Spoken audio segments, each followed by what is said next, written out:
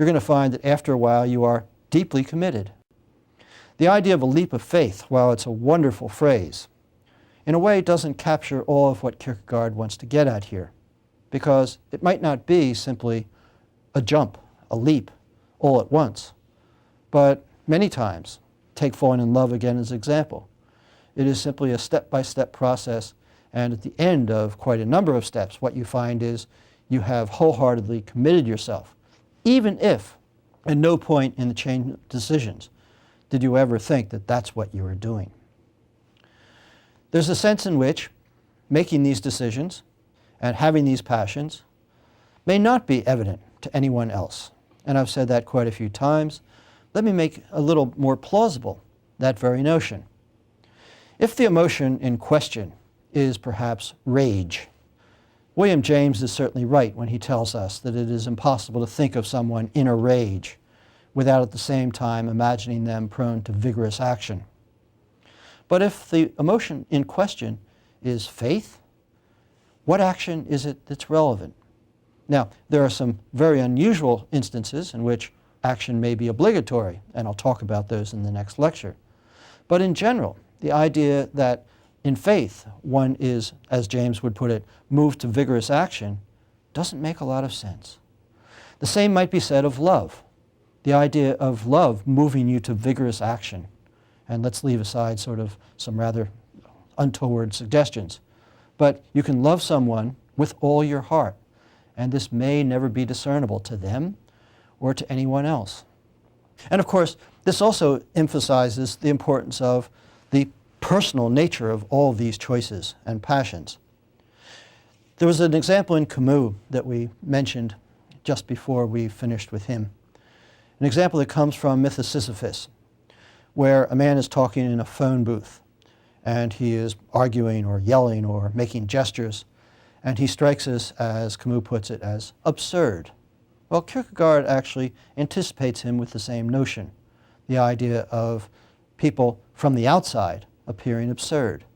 He gives the example of making love. And again, let me say that making love here doesn't refer to having sex as it does today, but rather just to courting rituals of the sort that were very familiar up until roughly the 1960s. And Kierkegaard says, you see another couple engaged in making love, and it's absurd, it's ridiculous, it doesn't mean anything. And that's because you're not part of it. Well, so too in religion. If what you do is basically take on a spectator's view, for example, you go to church and you listen to the prayers, and you kind of see what's going on, and you see that there's a God, and come to believe that the religion is a true one. There's a sense in which that's absurd. It doesn't mean anything in itself. The fact that you're acting along with other people and doing what you're supposed to, that's not what it's all about. But having faith, that's something very different. The problem with organized religion is that what it does is it transfers what in fact is a very personal experience to something which is at its very heart, something which is purely institutional. Now, of course, in this one can see Kierkegaard's Protestantism reacting against essentially Catholicism, something which was a very common move of the day. But also he wants to move against Lutheranism itself, which, as far as he was concerned, had become much too herd-like, much too organized. And for all of its talk about the inner spirit and the emphasis on individual freedom, nevertheless, it was still much too impersonal, much too social for his tastes. He at one point talks about the monastery.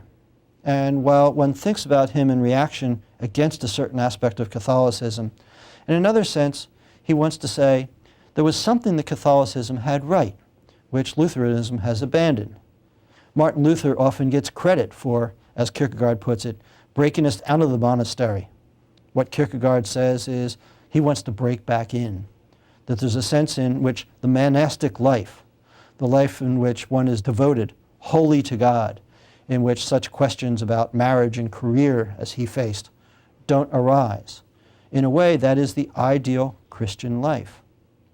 At the same time, he wants to say there's no correct form of Christianity, and because he so de-emphasizes ritual and social institutions, there is no true church, there is no correct way to behave, but it remains completely within.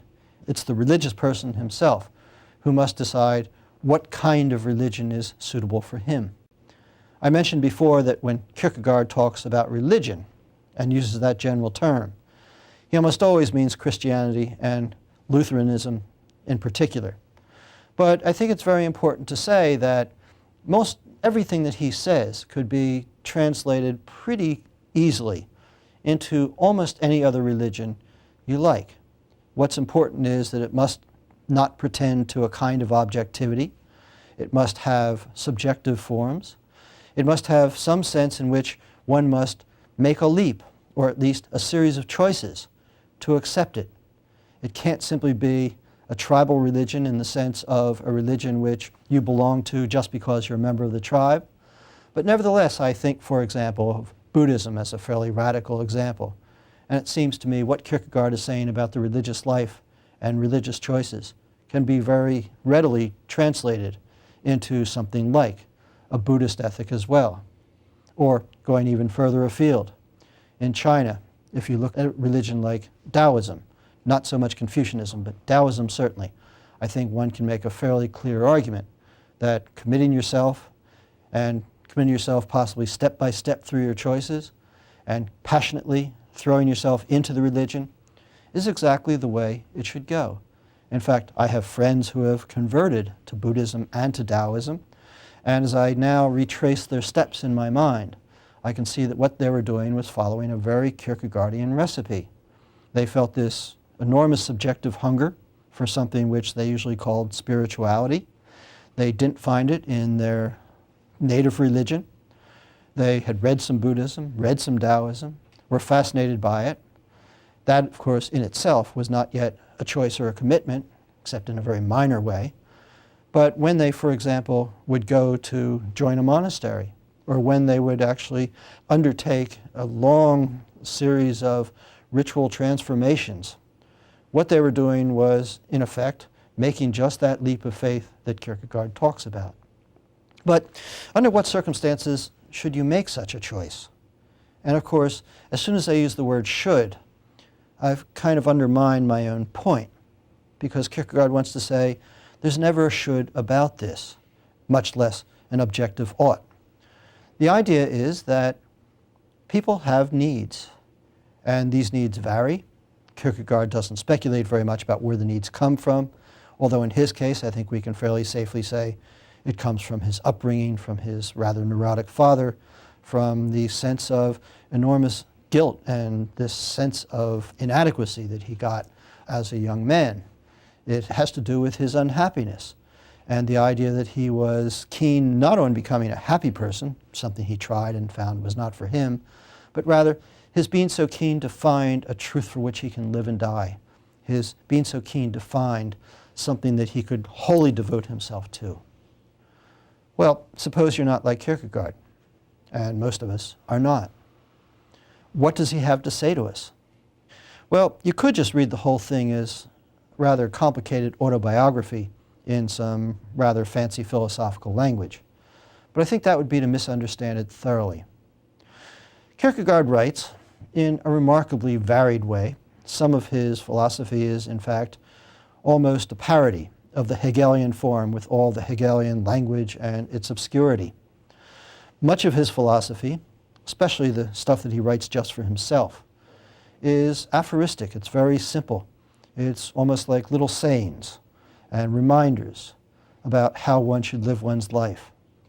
But the idea is that as we read this stuff, and as we become more and more moved, as good readers always are, by the emotions of the author, what we find is that we become seduced.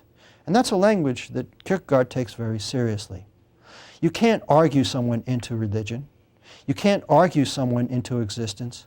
But what you can do is you can provide them with enough of the sensibility so that what you do is you get them of their own volition to come along with you. That's what seduction's all about. And what Kierkegaard is doing to us is, as Clemence does to us in the fall, he's seducing us into joining him in his way of thinking.